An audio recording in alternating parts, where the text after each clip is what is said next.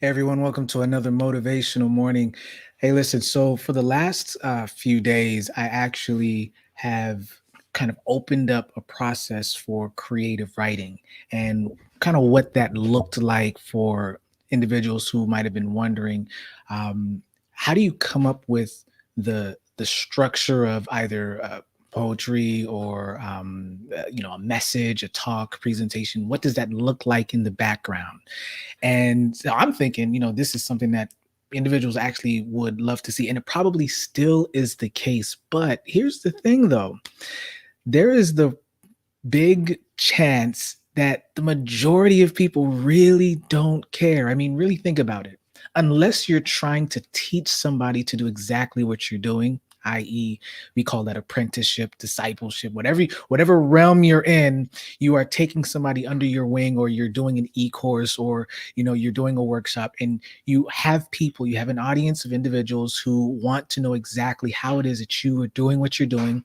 The likelihood of that's if you don't have those people, they don't really care about what you're doing to get to the end product. And the likelihood is because they are the client, so to speak. They are the ones that are just looking for the problem to be solved, not enjoying the process of how you got there. That's for us.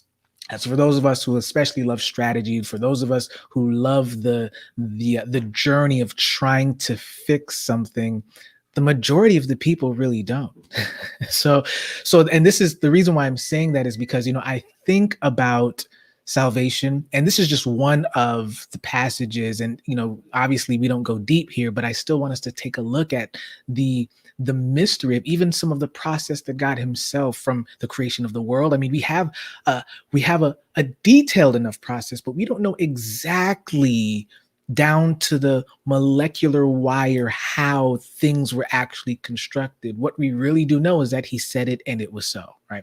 So First Timothy 3 verse 16, it's very similar. It says, and without controversy, great is the mystery of godliness. There is a, I don't want to say process, but there's a reality of godliness that we don't know. However, enough of it is described.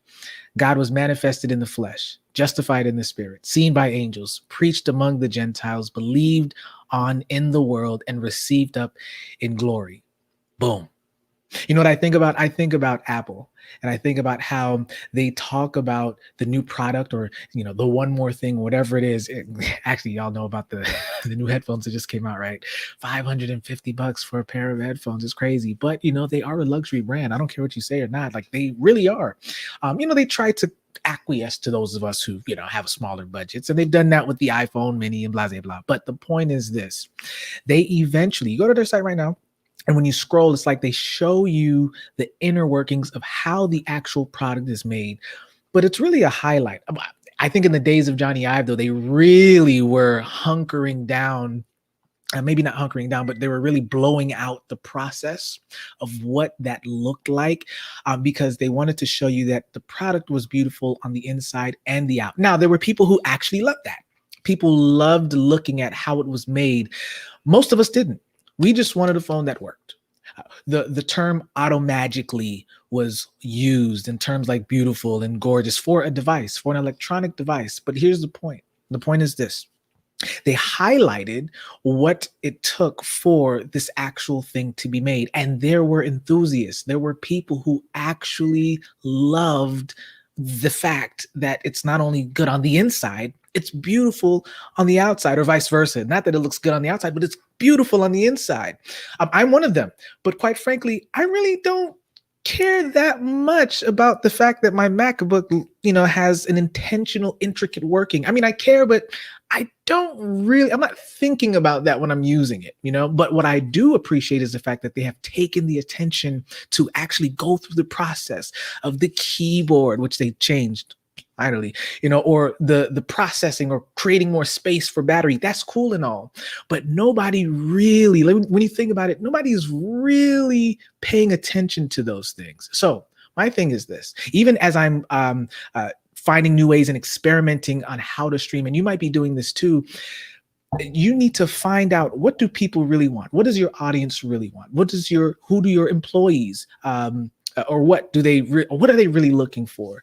Because at the end of the day, it might not be the actual process. I mean, God himself has made certain things available for us to understand, not just yet, right? It's probably down the line, maybe sometime in the future we'll get it, but even for our own journey, there's some things that we just don't know quite yet. And quite frankly, I think that's probably why a lot of us, we're looking for answers to prayers or certain things, but we want to know how it's going to work. And I think that in his wisdom, he's sharing and showing us that you really don't want to know how it works. You just want the end product, right? And so he takes us through the journey so that we can appreciate how it even came to be. All right. So anyway, that's it, guys. But I just want you to know that be encouraged. For those of you that are in love with your own process, that's great. One last thing, as a consultant, those of you know that when you create proposals, and if you don't, I'm going to tell you now, a great resource is Alan Weiss's The $1 Million Consulting. Like, it's a really great book. He has a few, but he talks about this idea that don't talk about the process in your actual proposal. You can talk about methodology to an extent, but they don't really care about the process. What you want to sell them is the fact that you are going to solve the problem. You do that in the conversation. The proposal is really just the tool to confirm the many agreements that you've already had before actually giving them the thing to say, hey, listen, this is what we talked about, and this is how much it's going to cost. And too often times people want to sell someone in the proposal on the intricacies of how they're going to solve the problem and then tell them this is why it's going to cost this much. And it doesn't even work like that in the business world.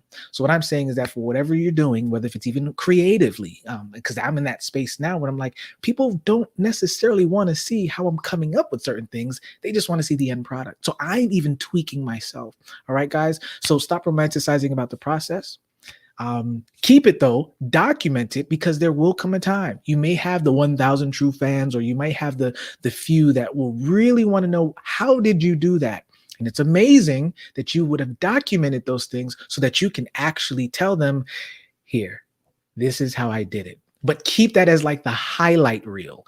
Don't glorify the process unless you're trying to teach, train, disciple, create some sort of apprenticeship, some course for other people to get their hands on and to do exactly what you're doing. If you're trying to shape and mold minds or whatever it is, then cool. But if that's not the case, record what you're doing, document it, write it down, whatever it is that you're doing, and then show the end product. That's what people care about, right? Hey, listen, guys, it's Friday. We've made it to the end, and I'll see you guys in the next motivational morning. Hey, have a great one and enjoy the weekend. I'll see y'all later.